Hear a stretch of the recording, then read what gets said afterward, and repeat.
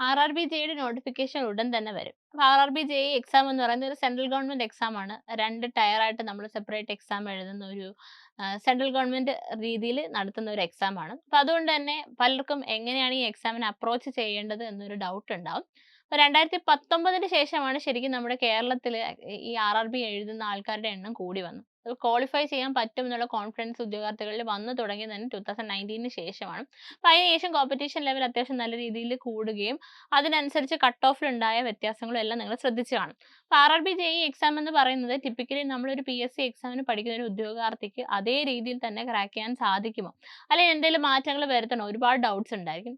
ഞാനും 2019 RRBJE exam എഴുതുന്ന സമയത്ത് PSC എക്സാമിന് മാത്രം ഫോക്കസ് ചെയ്ത് പഠിച്ചിരുന്നതായിരുന്നു. RRBJE എക്സാമിന്റെ നേച്ചറോ ഒന്നിനെയും കുറിച്ചും വലിയ അറിവുണ്ടായിരുന്നില്ല. അന്ന് ഇതുപോലെ തന്നെ PYQസും വലുതായിട്ട് അവൈലബിൾ അല്ലായിരുന്നു. ബിക്കോസ് നമ്മൾ ചെന്നൈയിൽ പോയായിരുന്നു പണ്ട് RRBJE എക്സാം എഴുതേണ്ടത്. അപ്പോൾ ആ സമയത്ത് 2019 തൊട്ടാണ് കേരളത്തിൽ എക്സാം നടക്കാൻ തുടങ്ങിയത്. അപ്പോൾ നമുക്ക് പ്രീവിയസ് ഇയർ ക്വസ്റ്റ്യൻസും വലുതായിട്ട് അവൈലബിൾ അല്ല.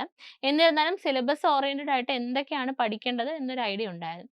പക്ഷേ നമുക്ക് ഈ CBT-1 എന്ന് പറയുന്നത് പ്യുവർലി നോൺ ടെക്നിക്കൽ പോർഷൻസ് ആണുള്ളത്. അതായത് നമുക്ക് 8, 9, 10ലെ ഫിസിക്സ്, കെമിസ്ട്രി, ബയോളജി, മാത്സ്, പിന്നെ ഹിസ്റ്ററി, ജോഗ്രഫി, പോളിറ്റി അങ്ങനെ കുറേ ജനറൽ ടോപ്പിക്സ് ആണുള്ളത്. പക്ഷേ എന്നാൽ വലിയ ഡിഫിക്കൽട്ടി ലെവൽ വരുന്ന ക്വസ്റ്റ്യൻസ് അല്ല. നമ്മൾ ജനറൽ PSCക്കൊക്കെ പഠിക്കുന്ന അത്രയും ഇൻ ഡെപ്തിൽ പഠിക്കണമെന്ന് ചോദിച്ചാൽ ചിലപ്പോൾ ആൻസർ നോ ആയിരിക്കും. മാത്സ് ഒക്കെ ആണെങ്കിൽ നമുക്ക് ഷോർട്ട് കട്ട് ടെക്നിക്സ് ആൻഡ് ട്രിക്സിലൂടെ ഒരുപാട് പെട്ടെന്ന് തന്നെ ഉത്തരം എഴുതാൻ പറ്റുന്ന ചോദ്യങ്ങൾ തന്നെയാണ് RRBക്ക് ചോദിക്കുന്നത്. പക്ഷേ ഇതിനെല്ലാം വേണ്ടുന്ന ഒരു കാര്യം പ്രാക്ടീസ് ആണ്. അപ്പോൾ RRBJEക്ക് തയ്യാറെടുക്കുന്ന ഒരു ഉദ്യോഗാർത്ഥി ആദ്യമായി ചെയ്യേണ്ടത് എൻ്റെ ഒരു പേഴ്സണൽ എക്സ്പീരിയൻസ് എന്ന് പറയുന്ന കാര്യങ്ങളാണ്. അപ്പോൾ ആദ്യമായിട്ട് ചെയ്യേണ്ട ഒരു കാര്യം എന്ന് വെച്ച് കഴിഞ്ഞാൽ തറവായിട്ട് പ്രാക്ടീസ് ചെയ്യുക. സ്പീഡും അക്യുറസിയുമാണ് അവിടെ ഗവേണിംഗ് ഫാക്ടേഴ്സ്.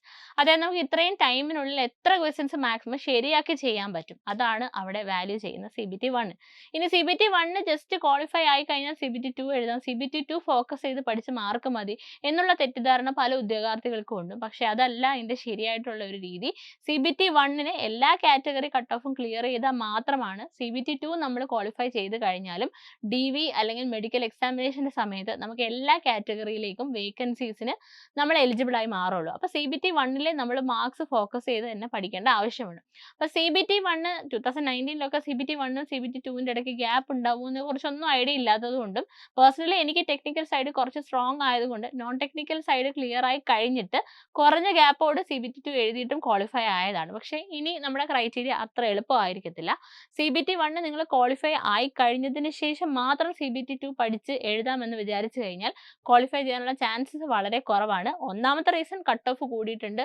രണ്ടാമത്തെ റീസൺ എന്ന് പറഞ്ഞാൽ CBT-1ഉം CBT-2ന്റെ ഇടയ്ക്കുള്ള ഗ്യാപ്പ് വളരെയധികം ചുരുക്കമാണ്. അതായത് മാക്സിമം നമുക്ക് 1 മാസം 1.5 മാസം ഒക്കെ എക്സ്പെക്ട് ചെയ്യാവുള്ളൂ. പക്ഷേ ഈ 1 മാസം 1.5 മാസത്തിന്റെ ഇടയ്ക്ക് CBT-2ന് ആവശ്യമായിട്ടുള്ള ടെക്നിക്കൽ പോർഷൻസും നോൺ ടെക്നിക്കൽ പോർഷൻസും നമ്മൾ കവർ ചെയ്തെടുക്കണം എന്നുള്ളതാണ് വളരെ ബുദ്ധിമുട്ടായിട്ടുള്ള കാര്യം. സോ എന്താ ചെയ്യേണ്ടതെന്ന് വെച്ച് കഴിഞ്ഞാൽ CBT-1ന്റെ സിലബസ് എടുത്തിട്ട് അതിൽ ഹൈ വെയിറ്റേജ് സബ്ജക്ട്സ് ആദ്യം തന്നെ പഠിച്ച് അതിന്റെ റിവിഷൻ സ്റ്റേജ് എത്തുമ്പോൾ തന്നെ എല്ലാ ദിവസവും ഒരു 3 മണിക്കൂറോ 2 മണിക്കൂറോ ടെക്നിക്കൽ പോർഷൻസിന് വേണ്ടി മാറ്റി വെച്ച് കഴിഞ്ഞാൽ CBT-1 എക്സാം എഴുതുന്നതിനോടൊപ്പം നമ്മൾ ടെക്നിക്കൽ പോർഷൻസ് കുറച്ച് സ്ട്രോങ് ആയി ഇരിക്കുകയും ചെയ്യും. മാത്രമല്ല CBT-1ന്റെ റിസൾട്ട് വന്ന് നിങ്ങൾ ക്വാളിഫൈ ആവുകയാണെങ്കിൽ CBT-2ന്റെ സമയത്ത് നിങ്ങൾക്ക് ടെക്നിക്കൽ പോർഷൻസ് അത്യാവശ്യം സ്ട്രോങ് ആയിട്ട് നിങ്ങളുടെ കയ്യിലുള്ളത് കൊണ്ട് തന്നെ PYQs ചെയ്താൽ മതിയാവും. ഇനി CBT-2ലേക്ക് വരുന്ന സമയത്ത് CBT-2ൽ നോൺ ടെക്നിക്കൽ കൂടാണ്ട് നമുക്ക് ടെക്നിക്കലും ഉണ്ട്. അപ്പോൾ ടെക്നിക്കൽ പോർഷൻസ് അറിയാവുന്ന ഉദ്യോഗാർത്ഥികൾക്ക് നോൺ ടെക്നിക്കൽ പോർഷൻസ് കുറച്ച് വരുന്നുണ്ടായിരുന്നു. കമ്പ്യൂട്ടർ, എൻവയോൺമെന്റൽ അങ്ങനെ. അതൊക്കെ പഠിക്കാനായിട്ട് നമുക്ക് ഏതെങ്കിലും ചെറിയ അതായത് ക്യാപ്സ്യൂൾ വൈസ് നോട്ട്സ് അവൈലബിൾ ആണെങ്കിൽ അത് പഠിക്കുന്നത് നല്ലതാണ്. വീഡിയോ ക്ലാസ്സസ് നിങ്ങൾക്ക് റെഡിലി ഇപ്പം നിങ്ങൾക്ക് അവൈലബിൾ ആണ്. പക്ഷേ 2019 ഇത്രയും ഓൺലൈൻ പ്ലാറ്റ്ഫോംസോ ഒന്നും നമുക്ക് ഉണ്ടായിരുന്നില്ല. അതുകൊണ്ട് തന്നെ അരിഹന്ത് പബ്ലിക്കേഷൻസിന്റെ ബുക്സ് ഒക്കെ വാങ്ങിച്ച് അതിന്റെ സിനോപ്സിസ് മാത്രമായിരുന്നു ഞാൻ നോക്കിയിട്ട് എക്സാമിന് പോയിട്ടുണ്ടായിരുന്നത്.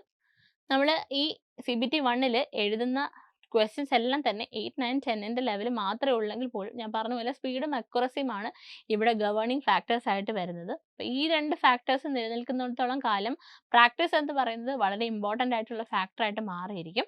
അപ്പോൾ പ്രാക്ടീസ് ചെയ്യുക, റിവൈസ് ചെയ്യുക. CBT-1 ക്വാളിഫൈ ചെയ്തിട്ട് മാത്രം CBT-2 പഠിക്കാം എന്നുള്ള ആ ഒരു ഡെസിഷനിലേക്ക് ഒരിക്കലും നിങ്ങൾ പോകരുത്. നമ്മൾ കഴിഞ്ഞ RRBJE എക്സാം ക്വാളിഫൈ ആവാത്ത കുറച്ച് ഉദ്യോഗാർത്ഥികളുണ്ട് CBT-1 അവർ ക്വാളിഫൈ ആയി കഴിഞ്ഞിട്ടാണ് CBT-2നെ കുറിച്ച് സീരിയസ്ലി അപ്രോച്ച് ചെയ്ത് തുടങ്ങിയിരുന്നത്. ഒരിക്കലും ആ ഒരു മണ്ടത്തരം ഇനി നമ്മൾ അപ്ലൈ ചെയ്യുന്ന സമയത്തോ അല്ലെങ്കിൽ ഇനിയുള്ള നമ്മുടെ സ്റ്റുഡൻസോ വരുത്താൻ പാടില്ല. അതുകൊണ്ട് തന്നെ CBT 1 പഠിക്കുന്നതിനോടൊപ്പം തന്നെ CBT 2 പഠിക്കുക. അതാണ് നമ്മുടെ RRBയിൽ വർക്കിംഗ് ആയിട്ടുള്ള സ്ട്രാറ്റജി. രണ്ട് കാര്യങ്ങൾ നിങ്ങൾ ഓർത്താൽ മതി. ഒന്ന് CBT 1ഉം CBT 2ഉം പാരലൽ ആയിട്ട് പ്രാക്ടീസ് ചെയ്ത് പഠിച്ചു കൊണ്ടുപോവുക. രണ്ടാമത്തെ കാര്യം സ്പീഡും ആക്യുറസിയും നമ്മുടെ വീടുകളിൽ നിന്ന് തന്നെ ജനറേറ്റ് ചെയ്ത് കൊണ്ടുവരിക.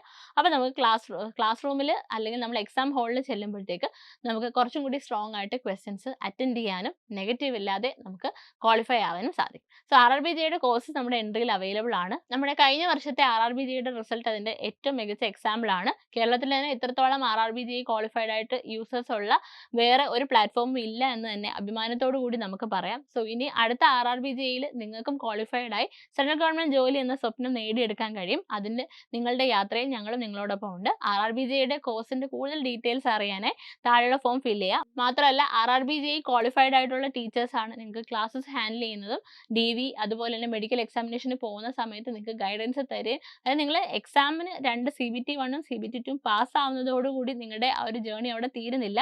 നിങ്ങളെ ഞങ്ങൾ DVക്കും അതുപോലെ മെഡിക്കൽ എക്സാമിനേഷനും പ്രിപ്പയർ ചെയ്ത് അവിടെ കൊണ്ടെത്തിച്ച് തരുന്നുണ്ട്. അതിന് വേണ്ട ഗൈഡൻസും ഒക്കെ കൂടി നമ്മൾ തരുന്നുണ്ട്. നമ്മുടെ DVക്കും മെഡിക്കൽ എക്സാമിനേഷനും പോയി എക്സ്പീരിയൻസ് ഉള്ള ടീച്ചേഴ്സ് ആണ് നിങ്ങളെ ഗൈഡ് ചെയ്യുന്നത്. സോ ഇന്ന് തന്നെ RRBJ കോഴ്സിന് ചേർന്ന് സെൻട്രൽ ഗവൺമെന്റ് ജോലി എന്ന സ്വപ്നം നേടിയെടുക്കും.